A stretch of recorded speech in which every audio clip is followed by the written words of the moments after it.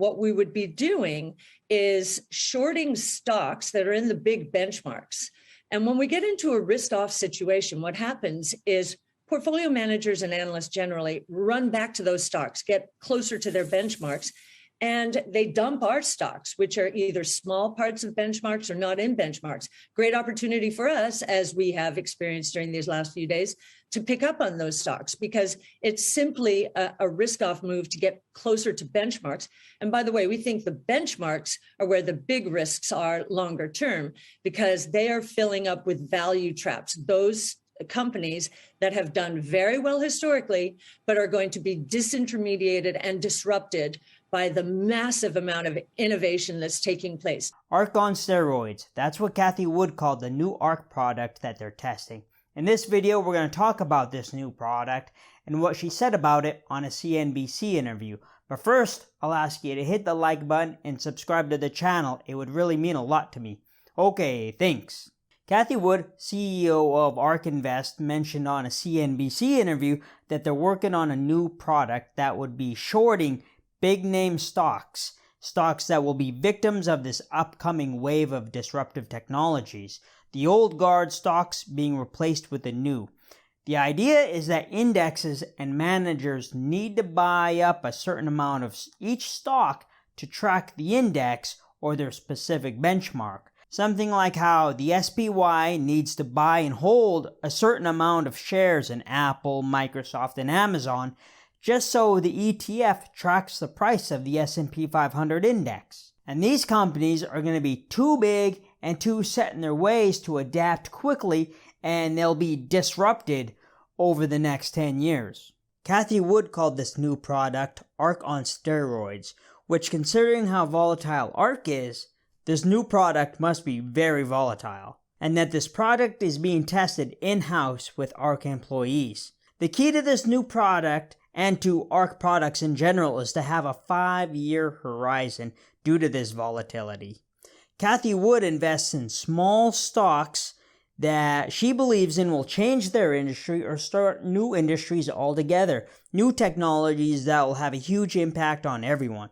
And she lists tech like robotics, AI, DNA sequencing, energy storage, and blockchain, and that the world will not be the same in 10 years, and we're going through the biggest technological revolution since the 1900s with the invention of the automobile, telephone, and electricity.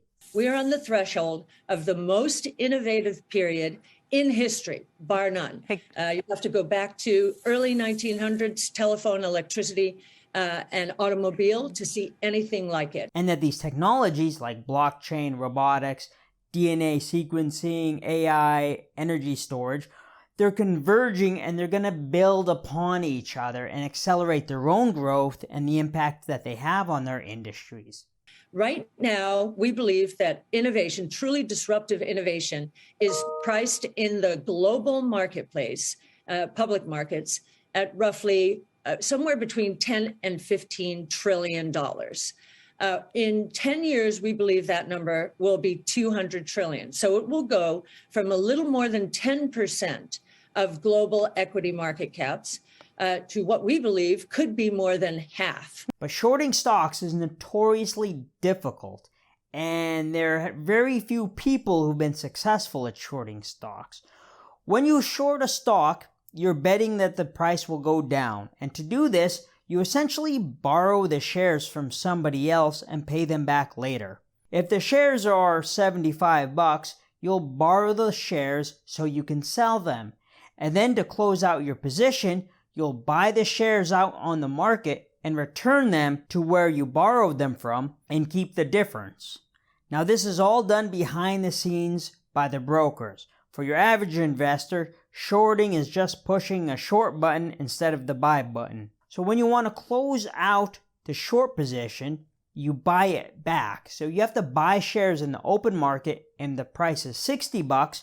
You buy it for $60, but you sold it earlier when you borrowed it for $75, and you keep that $15 difference.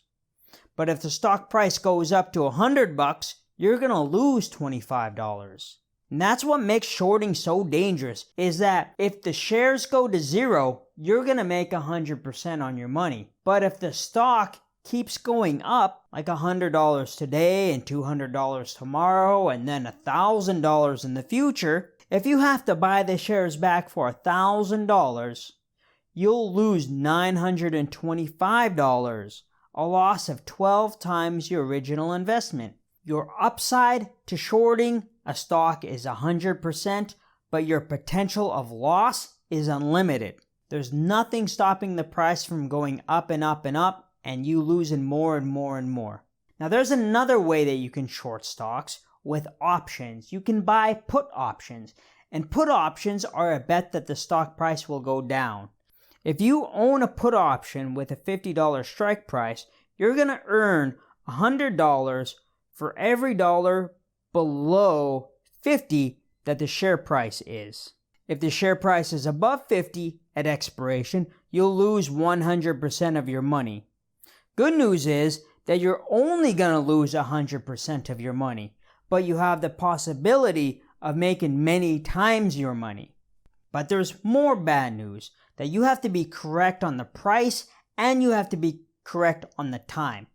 If the price isn't below your strike price on expiration, you lose it all. So there's a time factor with this as well. Now, Cathy Wood is up against indexes on both sides here.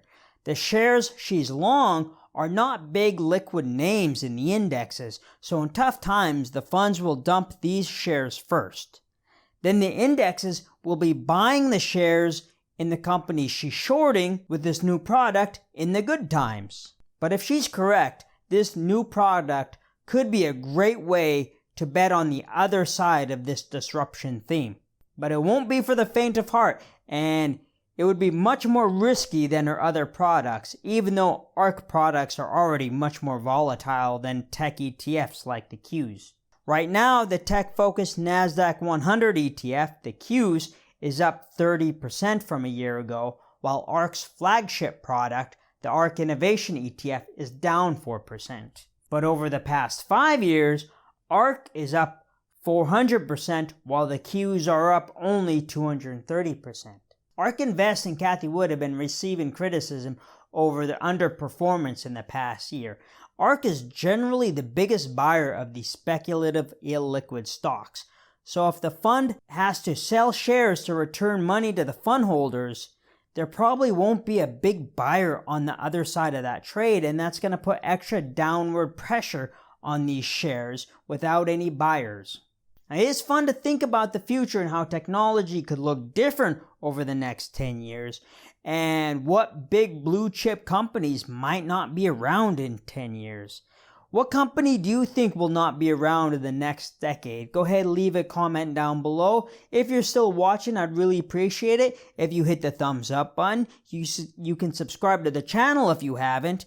And after you do all that, I want you to go have a good day, alright? Justin out.